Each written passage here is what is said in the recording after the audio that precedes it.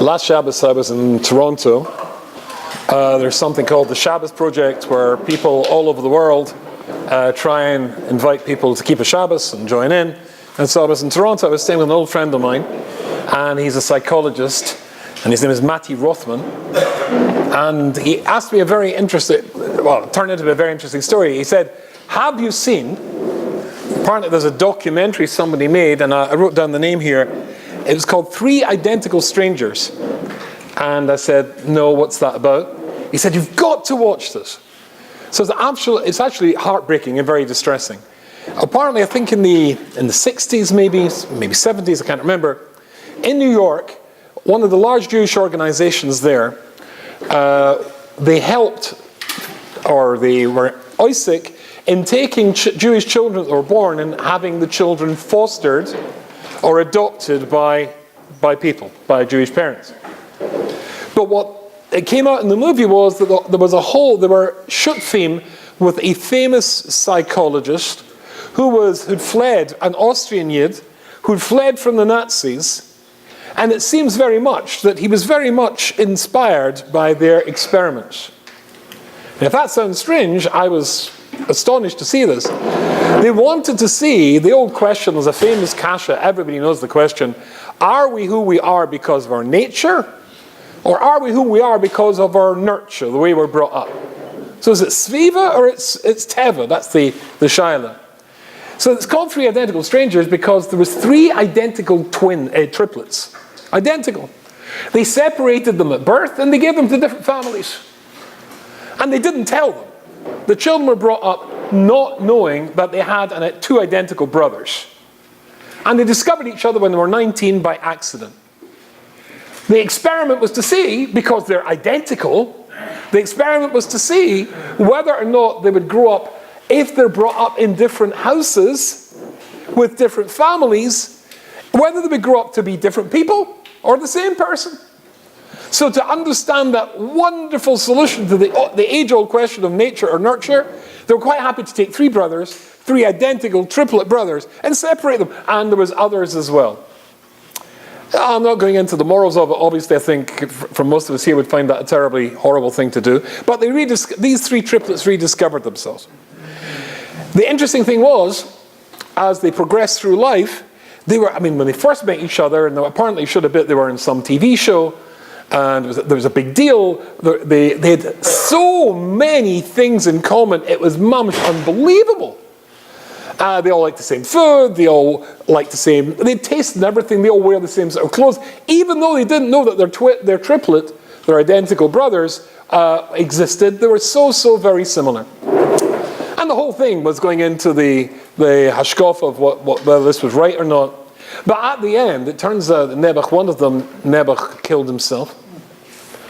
And it came out really interesting that the maskana is swapped at the end. The maskana was that really you could see quite clearly, to make it to be a big media event, they were looking for what they had in common. Nobody wanted to look for what they didn't have in common. And it came out, the maskana was, quite clearly, and this was this psychologist wanted me to see, that really, despite their similarities, they were ultimately very, very different. After all, one killed themselves, the other two didn't kill themselves. They were very, very different people. So, this is the old question, nature or nurture. And I've got to tell you, when I was saying Shirim in Los Angeles over Sukkot, I saw a wonderful thing from the Mabit. And it got me very, very excited. The Mabit, is that a cedar there? Cedar anywhere? Oh. Got a cedar? Yeah, one of these Hebrew prayer books. Thank you. I think this has got it in there. So the Mabit says a very interesting thing. If you go into a shul, I can't remember if the shul here has this. Very, very often, you look in a shul, then they have, on top of the Aron HaKodesh, they often have wooden Aseres HaDibros. Sometimes it's got a little round top, sometimes it's square. Of course, it was actually a cube originally. Lubavitch Rebbe made a whole big rasha about this once upon a time. But if you look, very often what they have is the two words, so that everybody knows you've got on the right-hand side, it's Ben Adam Lamokim. And left-hand side, the five mitzvahs there, the Aseres HaDibros, are Ben Adam L'Chaverei. So I don't know why I never had this before. When you see them on the Orna Kodesh, it usually says just 2 words, right? So the first one is Anochi Hashem. So I'll say Anochi Hashem, that's it. And then the next Lo Yiyeh. And so on and so forth. And then it gets to the other side, Lo Sirtzach, Lo Signov, Lo Sigzov, fine. Lo Sinov, etc., fine. So the Mabit said something that I should have capped a long time ago. But of course the problem with all of us is we don't tend to think very much. That can't be right.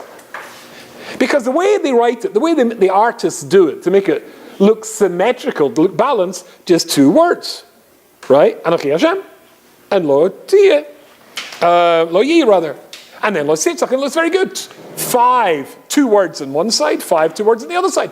But that's nonsense. Because the words on the right-hand column in the Bein Odom L'Mokoim, it actually says, Anochi Hashem Elokech. This is the first one. Anochi Hashem, right? And Elokech Asher Hatzisrav Meretz Yisrael B'Beis Avadim. Boom. So write all that in there.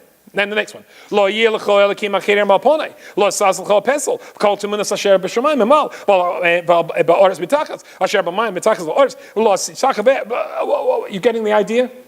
But on the other side, in the Bein Odom L'Chaveroi, then that's exactly what it says. 2 words. Lo Sirtzach, Lo Sinov, Lo Signov.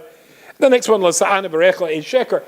In other words, if we were to write all the words on the pillar here on the right-hand side, there's hundreds of them. And on the right-hand side, the left-hand side, there's just a few. So the Mabit says something incredibly interesting. So how does that look symmetrical? How does it look balanced? And we're talking the luchos that Hashem sent down. The letters, much fewer letters on the Bein Odom L'Chavero side, on the left-hand side, to fill up the space, were big letters. Much bigger. And he says that, you know why? Because it's far more difficult to deal with people. So it's got to be big letters. And that's why, if you look at the Sefer Torah, of course, it says, Shema Yisrael, Shem Elokeinu Shem Echad, big Daled. Then there's another pasuk, don't worship other gods. Elohim Acher, big Resh, because you're going to Dal and the Resh mixed up. You make the letters big if it's important not to get it mixed up. Well, don't get it mixed up. It's harder dealing with people than it is dealing with Hashem Yisborach. Very interesting idea. Anyway, so basically, that's particularly true these days. There is a magazine, and the magazine is called National Geographic. If you ever go to the dentist, or you go to your doctor's waiting room, there's almost always a National Geographic there. Rabbi Wester, I'm not suggesting you should look at this. Sometimes there are things there you shouldn't be looking at. It's meant to be scientific and intellectual. And there was a piece somebody sent me from this, and this was the title. Are we really as awful as we act online? Now, for those who are complete Amaratzim, and don't know what that means, allow me to contaminate you. Basically, there's such a thing as social media. Things like Facebook, are you all familiar with this thing? And tweeting and all. Oh, you've probably heard of tweeting, right? Anyway, basically, when people, and I've seen this myself, I have a Facebook page with 5,000 of my friends and Talmidim there. And if you say something that people don't like, I'm telling you, the viciousness is literally on a sheer. It's unbelievable, the things that people say. Anyway, so there's a scientist, a psychologist, and he is writing an article about, are we really as awful as we act online? And he writes, it's not brutish human nature that prompts nasty posts and tweets, the author says, but how we evolved. We evolved. How we evolved, you remember when we were all apes? Then that's what it's all about. But he quotes here from the Pew Institute, how and why American adults abusing each other on the internet. It was a study that said they did 4,000 people. 4 out of 10 said they'd been subject to harassing behavior. Politics was the issue most likely to trigger harassment. About a third of those who had been attacked, Democrats and Republicans equally, said it was due to their political beliefs. More than half of those who've been harassed said they didn't even know who the person was. V'chulu. And I remember saying something on my webpage, and some guy, the language that he used, I mean, it's nice, you can just get rid of the guy. You just press a button and he's gone. But it's vile, it's vicious. I mean, of course, if you went up and said that to somebody to his face, there's a good chance you might have to visit the dentist. But when you do it online, you can get away with a lot more, and it brings out the worst in people.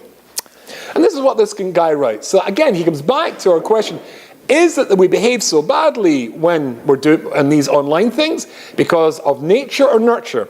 And this is what the scientist says. Let me explain. We've all heard about the diet-conscious axiom, you are what you eat.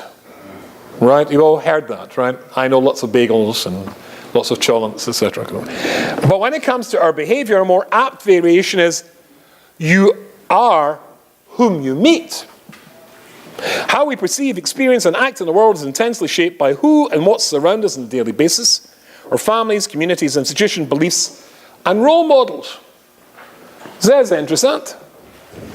So he comes down again with the Maskana that really, from his point of view, it's a question of nurture, not nature. But this film showed it was nature. I thought it was nurture. So both seem to agree that it's the way that Shpaz Asira makes you who you are. So far, so good. Are you with me so far? So people are difficult, right? That's why big letters in the Seres of Hebrews. And also, in today's world, people can be extraordinarily unpleasant. Here is from somebody who's a rabbi, who posted this on his Facebook page, and he's connected to me, so it popped into my Facebook page. When I saw this, as I'll explain to you in a second, I thought, and I know this fellow, he's a young fellow, and I was struggling what to do about this. This is what he writes.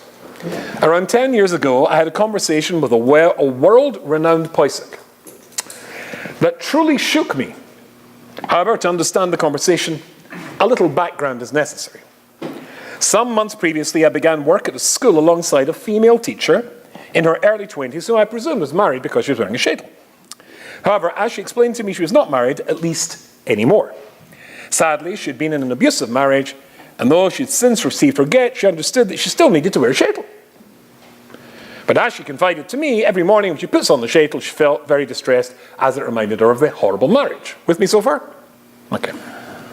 I explained to her that while I respected whatever she did, Moshe Feinstein had written a responsum, a teshuvah.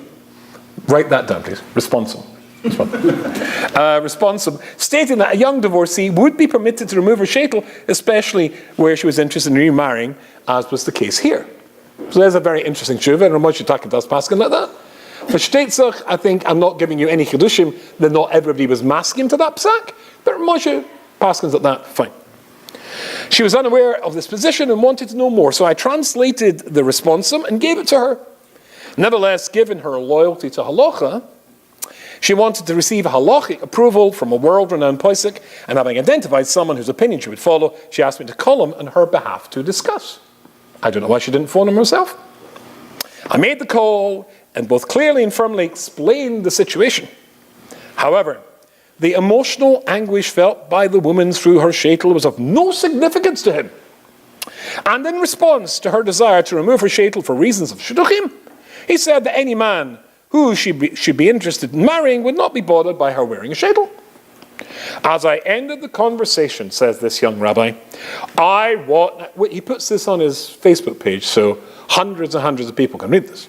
I was in shock that someone regarded so wise had so profoundly ignored the emotional needs of a woman who had suffered so much. And then he goes on to tell another story of another woman.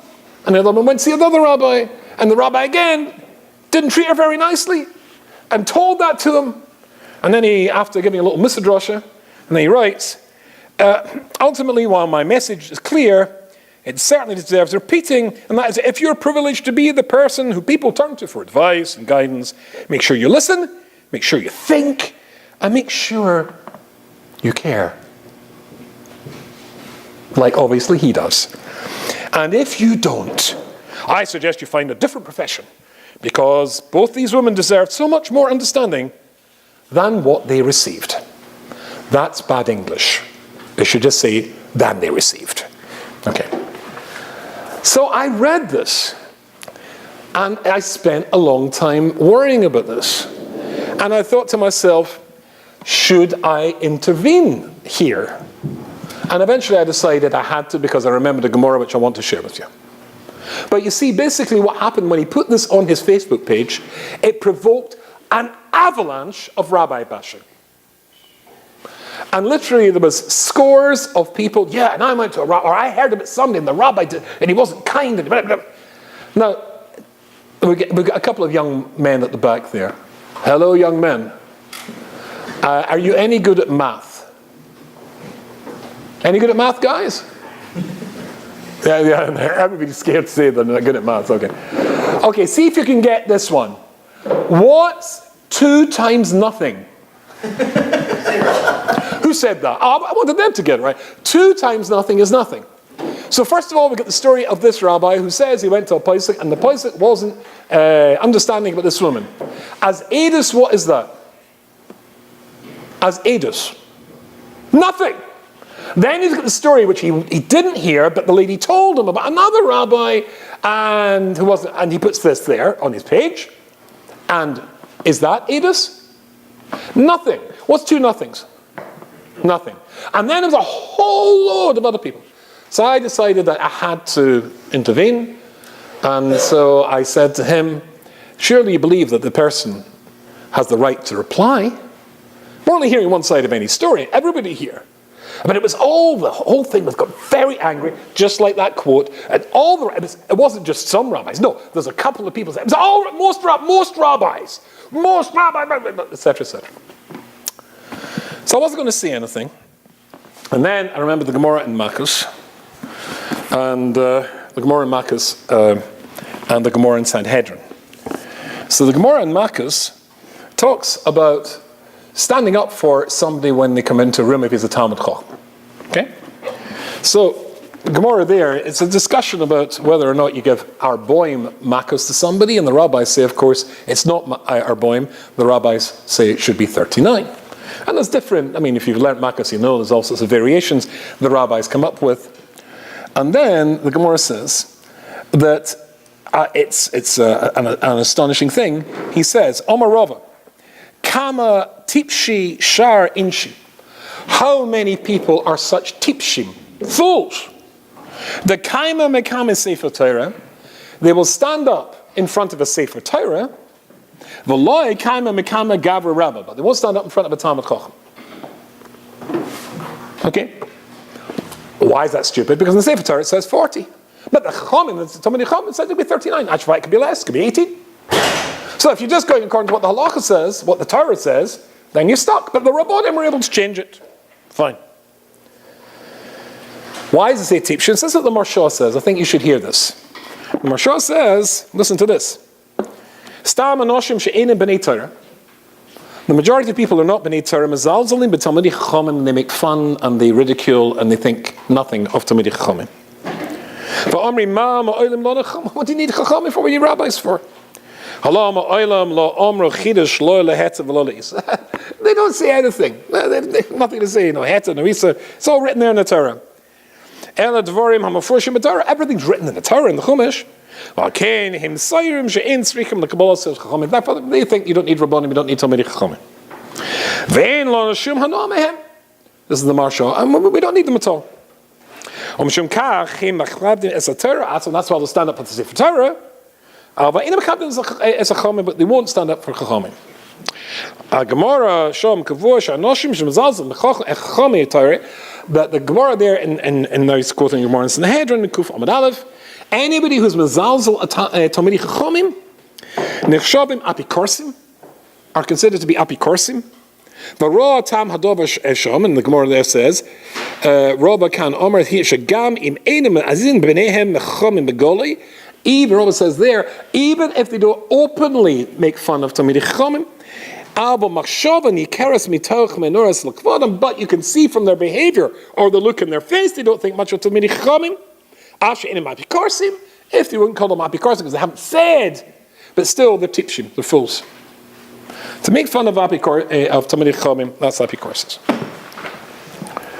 And listen to this, and this is why. So I would argue, and incidentally, it's quite clear. No, it's true, as somebody said, one of this rabbi's Hasidim said he didn't say who the rabbi was.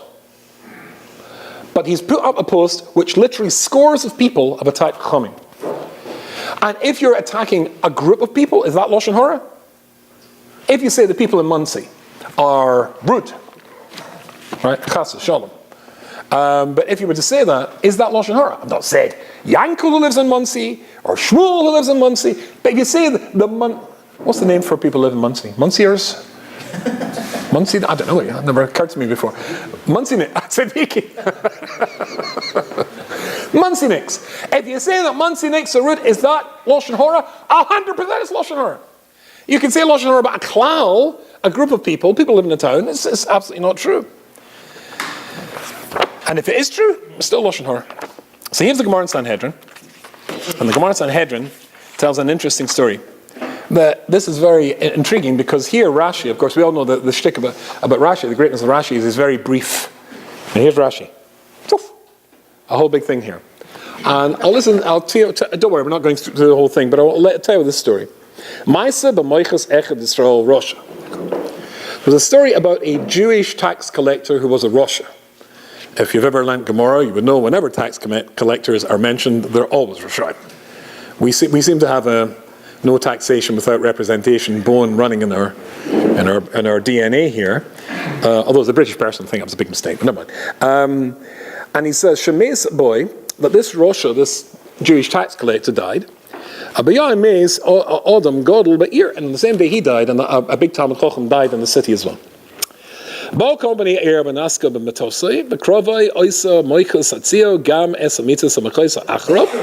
whole procession, they just happened to be the two funeral processions converged and happened to be going out one after the other.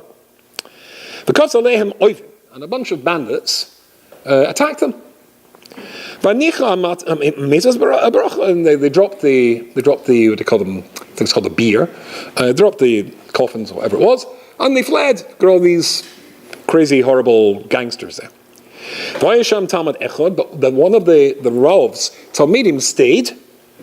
And he wouldn't budge, and he didn't get attacked. And after a while, everybody came out to continue the funerals. And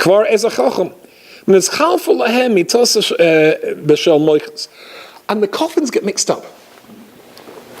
So what happened was that when they came to the gravesides, I'll tell you the rest outside, when they come to the graveside, then what happens is the evil tax collector is buried with all the Hespedim in the world. He was an Adam Gadol. What a tzaddik this fellow was.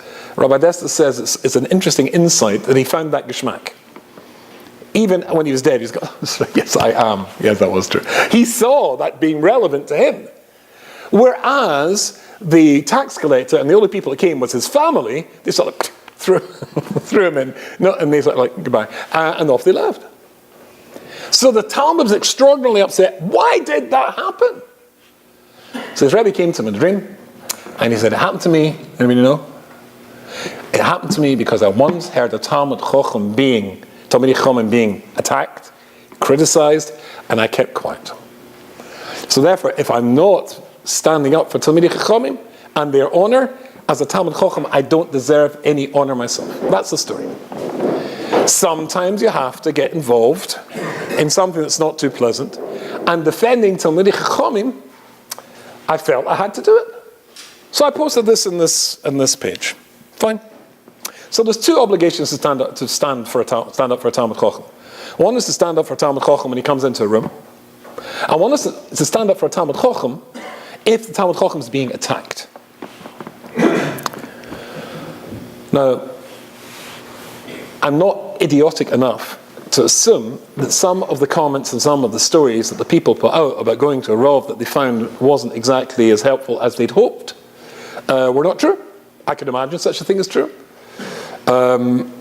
After all, Rabbonim are still human beings. And the Divrei Yoel, the Satmarov, Zachasadik Livrocha, he famously says, when the Pasuk says that Ein Tzadik Ba'oretz Sheyasa Toy V'lo Yechta, there's no Tzadik in the world who does good and doesn't do some sin, then, or makes some mistake, then the Divrei Yoel says, why does the Pasuk say, why does Kehelis say, Ein Tzadik Ba'oretz Sheyasa Toy V'lo Yechta? Should say, Ein Tzadik? What's Ba'oretz? And he says, if you are dealing with people and their worries and their problems, even if you didn't get it wrong, people will think you got it wrong. If you're dealing with people who come to you in pain, when a person's in pain, then it might not be that they're seeing things objectively. They might see you as not having done enough, given them enough, gone out that extra mile for them, etc.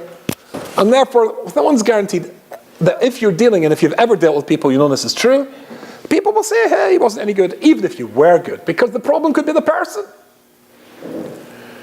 Moshe Rabbeinu, this is an interesting thing. Moshe Rabbeinu, of course, was, he had really got a lot of criticism from us, from Klal Yisrael.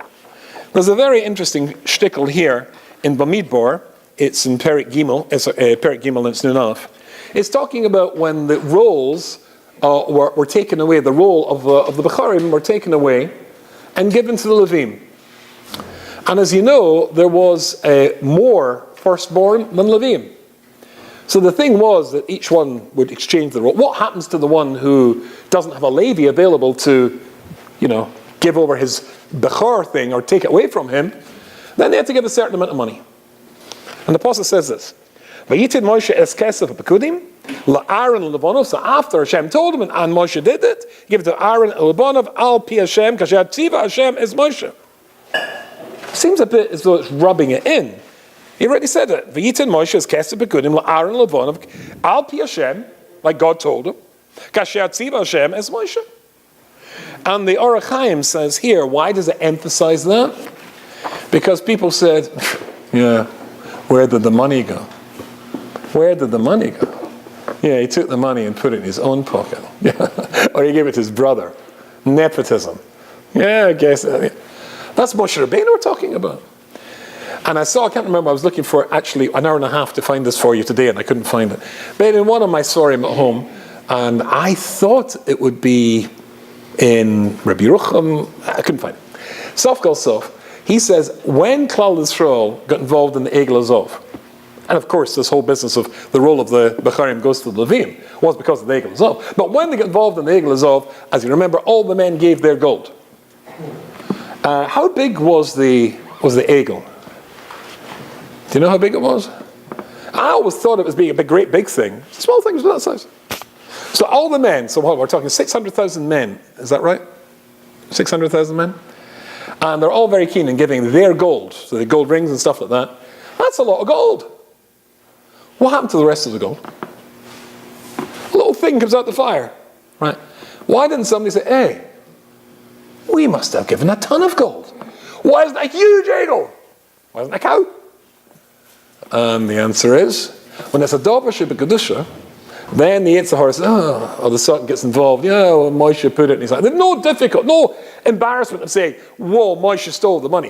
When it's something which is one of his projects, nobody's asking questions. As the Chofetz Chaim famously said, when two people came to collect money in Radin for their town because the shul had burnt down, they got the money very quickly and very easily. And the Chofetz Chaim said, Medaf Bodik sign. I have to check into these guys. And they turned out to be frauds. The Sultan doesn't let money go to good projects. It's a struggle, it's a fight. Ask any Rosh Yeshiva. But for something which is not kosher, no money goes at that. Oh, Moshe Rabbeinu put the money in his pocket. You're Moshe Rabbeinu, you've saved their lives. I tell you how I would feel about this. If I was Moshe Rabbeinu, I'd saved your life umpteen times. You should have been in Egypt, except for me. And you think I stole $50,000? Took me a type. Apart from the fact he was a very rich man. Yeah. So, Taka, if you're a Rav, it's not easy being a rabbi. All you're going to do is get criticized even when you're not guilty, or there's no accusation at all. People will make accusations up against you. And I think I told you when she wasn't here before, and I think it's a very important point. If I was the Yetzer Hara, if I was the Satan, if I wanted to destroy Klal Yisrael, there's a very good way to do it, and that is to simply dissolve or erode their faith in their Chachomim. Remember I told you once about the boxer who punched me in the nose? Does that ring a bell? Basically, I used to work when I was at college. I had a summer job working in a big warehouse, and one of the guys there in his professional life had been a boxer. And you probably know that if you punch somebody a lot in the head, it causes brain damage, and it's called punch drunk. And it was this guy here, it's called Big Joe, and he was big, and he'd been a boxer, and he was a very nice fellow. But he used to do this when he was talking to you. Hi, how you doing, Joe? Fine. Which is very interesting when you're talking to somebody like this. And he used to all sorts of maxims, all sorts of little vertelach from the world of boxing. One was, kill the head and the body dies. Now, if you've ever seen people boxing, if somebody punches you on the chest or on the stomach, you can take quite a few punches to the stomach. But one good one good punch to the person's head, and it's right. And I don't know if you ever saw the children's cartoons ever, but normally when they punch somebody or they hit them in the head with the rock or whatever, you see the sort of the stars and Well, I was talking to Joe once, and he had a flashback to his days in the ring, and I was his opponent. And I was just talking to him, and he's going, and suddenly, on my nose. And it's just like the cartoons. There I was, lying there. You do see stars. And anyways, he was so upset, and he was apologizing, and once they brought me around, blood everywhere. Don't tell the boss, he was begging me. I wasn't interested in telling the boss. I was more interested in locating the part of my head that my nose was now located on. But anyway, it's a very interesting idea. Kill the head and the body dies. When the Nazis, Yamach Shemam, would come to a Jewish shtetl, the first thing they would do was to kill the head so the body would die. Send out your rabbis. Send out your rabbis. And if I was the Yetzer Hara, if I wanted to destroy Klal Yisrael and our Devekas to Torah, let's get rid of the rabbis. Or make fun of them, mavazin the rabbis. Just make litzonas out of the rabbanim. And indeed, that's what the Gomorrah says. You don't need rabbanim. Chalila b'chalila. Are all rabbanim perfect? Absolutely not. Of course rabbanim make mistakes. Do they try? I think that's a different question altogether. And it's getting a bit late, and I don't want to... If you've had cholent, do we have cholent tonight? Oh. So cruel. You give me cholent first. You give me cholent afterwards so you can stay awake. In Derech Hashem, which I just finished learning with my Chavrusa, he talks about the Menorah, and the thing about the Menorah is, of course, that it generates light, and everything about the kelim of the Mishkan and the Beis HaMikdash, it paralleled something. What was the Menorah? The Menorah was, it gave light. That's talking about, it was, again, we're going back to the cartoon. You see the little light bulb pops in somebody's head? Bing! The eureka moment. That's what the Menorah's job was. And listen I'll read it just a little bit to you. The Menorah in the Mishkan, its role was the Torah Shebal Peh. But Perishon now everybody knows that Moshe Rabbeinu got the 613 mitzvahs and the explanation. Fine.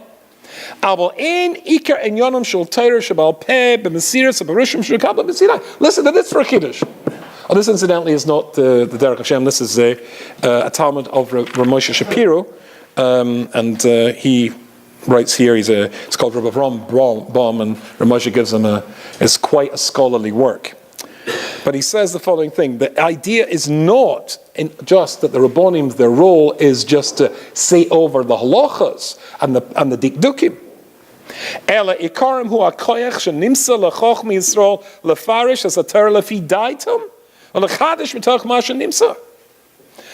the godless of Chachomim and the godless of the Menorah was to be meramas that Chachomim get this light bulb thing, bing, this eureka moment where they're able to see things in the Torah that weren't seen before to make Kiddushim. The famous story of Moshe Rabbeinu going up and seeing Rabbi Akiva. He's sitting in the back of the shiur, and he couldn't understand what Rabbi Akiva was teaching.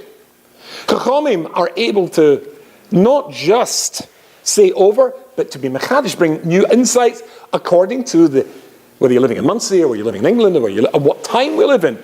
The Torah has to fit that as well. Chachomim see that, Chachomim know that. Take that away from Klal Yisrael.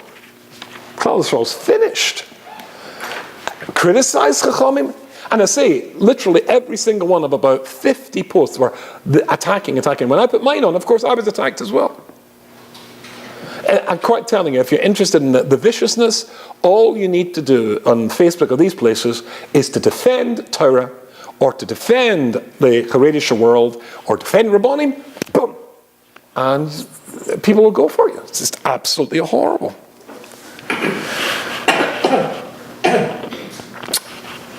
I remember telling you once a true story. I write, as you probably know, for Hamadiyya and a couple of other places.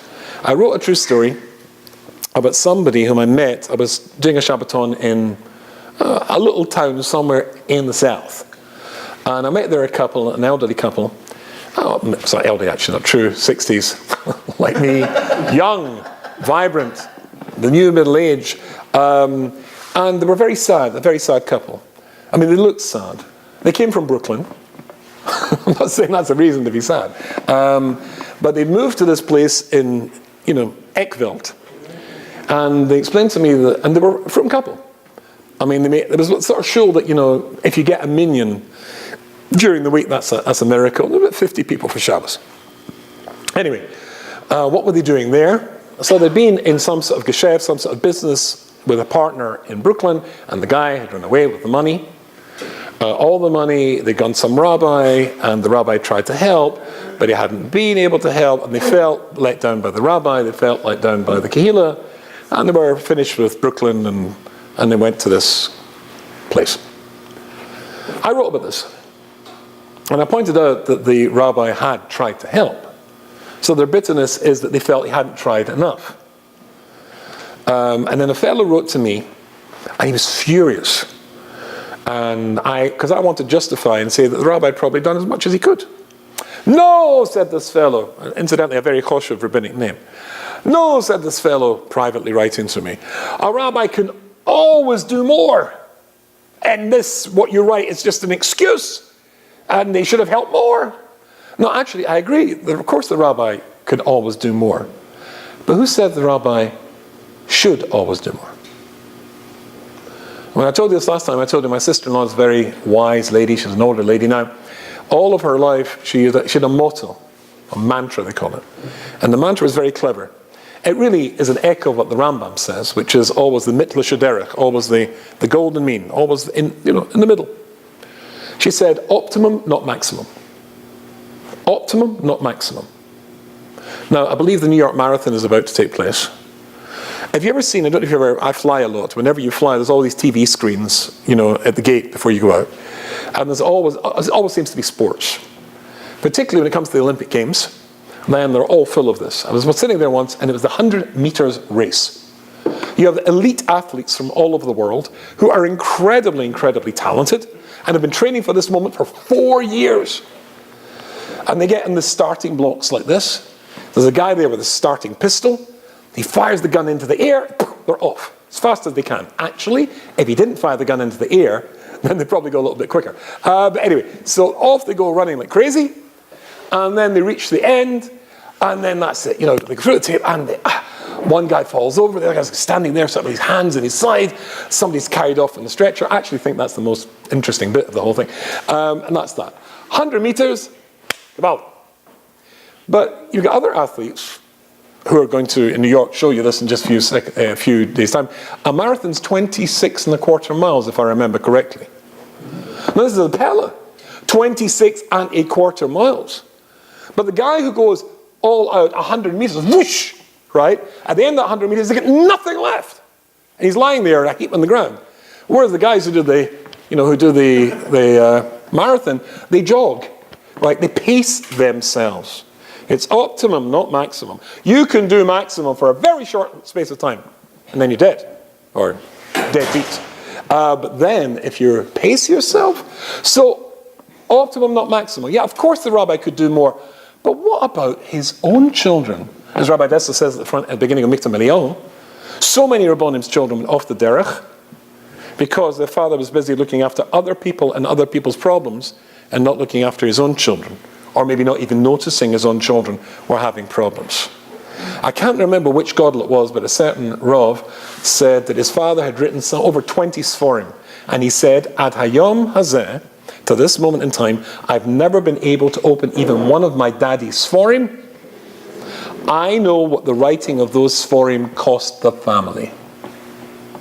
And I have to tell you, look, I'm a rabbi, and people do come to me for advice and stuff like that, but I hope I put my children first. Okay, I don't think I'd be anything like a rabbi, a decent rabbi, that you should listen to advice from if I didn't put my own family first. And then what comes after? So maybe it was true that people went to a rabbi, or a person goes to a rabbi, and maybe the rabbi didn't help. But the mitzvah of Don Lekaf, Rabbi Sai. I remember when I was a young kid, I went to see, I was 19, I was in Manchester. There's a road there called Cavendish Road. I went to see a lovely, lovely fellow who wanted to help me in something I was doing. And his wife opened the door. I'd never met the wife before. And this guy was friendly and warm, schmeichel, fantastic. And the lady opened the door, and she was the opposite. I mentioned to somebody before, took off my cardigan before I started the shir. I said, is it hot in here? Or is it just me? And he said to me, yeah, it's very hot. We need more Kalta Litvaks like you, get me? So the husband is more of a Chassid, and the wife was a Kalta. I'm a Kalta Litvak. I was a Kalta Litvak, and I remember, because I was only 19, walking away from the door, I was like, phew, she was unfriendly. Gosh, she's so unlike him. Well, she was certainly unlike him 2 weeks later when she was dead. She knew she had only a few days left. She was dying of cancer. And yeah, she wasn't so friendly. I just saw, because I'd come, and I had a problem, and I wanted it solved. And of course, me, 19 years of age, whatever the problem was, it must have been massive, was the most important thing in the world. And she wasn't so friendly. Maybe something was going on in her life. I never thought of that, because I was a kid. Yeah, the woman was dying of brain cancer. She had 2 weeks left, and she died 2 weeks later. And maybe you go and see a rabbi, and maybe he does it. Yeah, sometimes rabbis are human beings. Inside it, but or she has to tell me.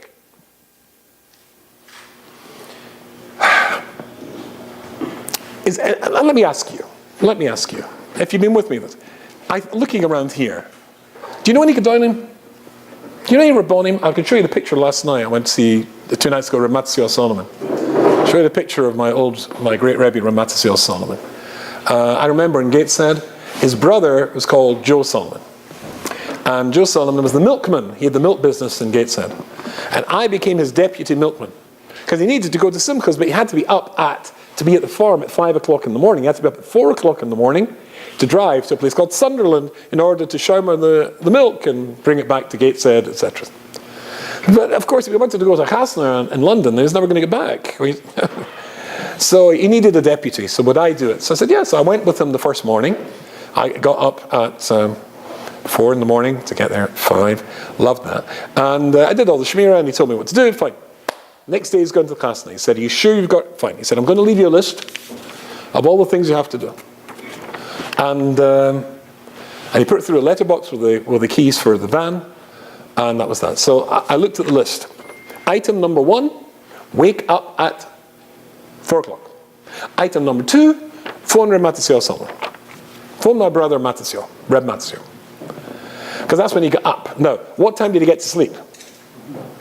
Well, my late wife and I were very close to Reb Matisyahu's late wife, so at 1 o'clock in the morning, that's when the younger light of Gateshead used to start coming. Of course, he's the Meshgiach of the Yeshiva. So he's busy all day long with the Bochrim and their problems. But at 1 o'clock for the marrieds, they used to come in 1, 2 o'clock. If he got to bed at 2 o'clock, is what his late wife told my late wife, that was a very good night. And then he got up at 4. Now, I don't know where you get the koyach from that. But he didn't say, I'm sorry, I can't see these boys. I can't see these men with the marriage problems. It's just he took it all from himself. He went for an hour's sleep in the afternoon.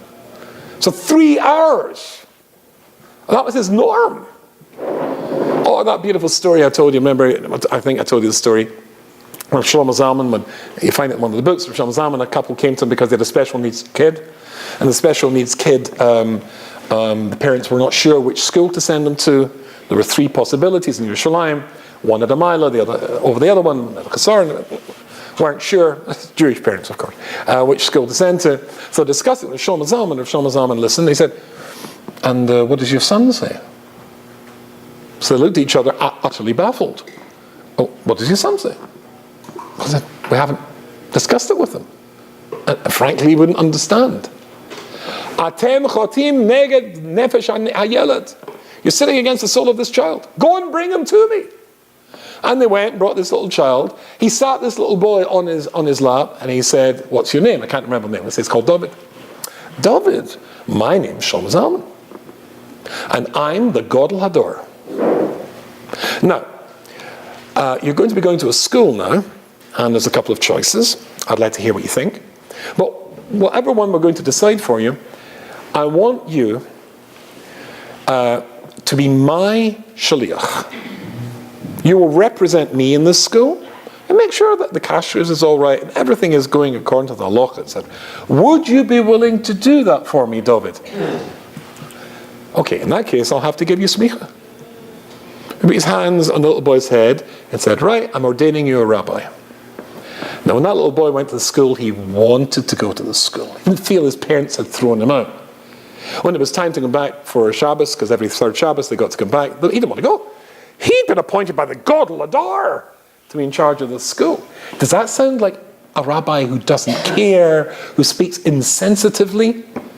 So honestly, what's your experience? I've been zoicha to be close to Gedolim, Rosh Yeshivas, Hasidic Rebbes. My experience of them is, well, there's a posuk, and again, every time I'd read it to you, in Ruach Chaim, right at the beginning of Ruach Chaim, then he brings a posuk which says that Chachomim are like clusters of grapes. The greater the grapes grow, the lower they go. It weighs down the vine and it goes to the ground. The greater the Talmid Chacham, the more humble they are. And in my experience with Rabbonim and Gedolim, the greater they are. That's true. Are there exceptions? I suppose. But that's a yoytzi min haklal. Because the greater they are, the humbler they are. Like Moshe Rabbeinu.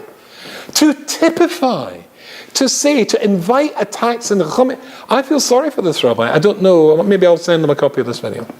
I'm really scared for him. It's not a clever thing to do. It's not a sensible thing to do to attack our Chachomim. Do they make mistakes? Yes, because in Tzaddik Ba'oret Sheyasa Tov Lo Yechta. And that's even if they get it right, people will think that they've done things wrong.